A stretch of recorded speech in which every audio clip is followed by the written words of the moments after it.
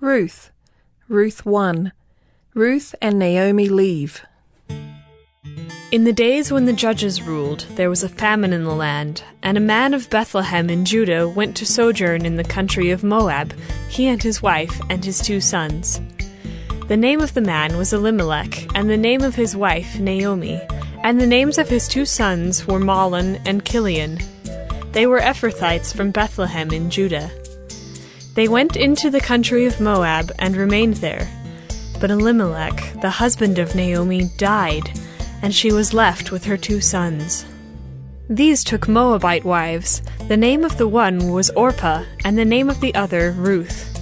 They lived there about 10 years, and both Mahlon and Chilion died, so that the woman was left without her 2 sons and her husband. Then she arose with her daughters-in-law to return from the country of Moab, for she had heard in the fields of Moab that the Lord had visited his people and given them food. So she set out from the place where she was with her 2 daughters-in-law, and they went on the way to return to the land of Judah. But Naomi said to her 2 daughters-in-law, "Oh, go, return each of you to her mother's house.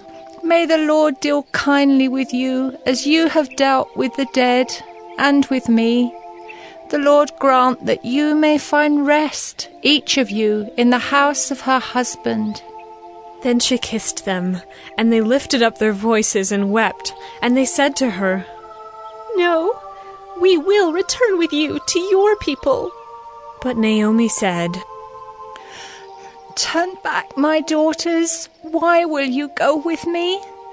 Have I yet sons in my womb, that they may become your husbands? Turn back, my daughters.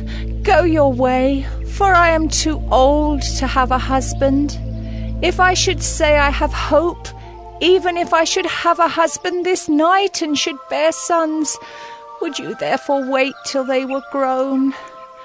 Would you therefore refrain from marrying?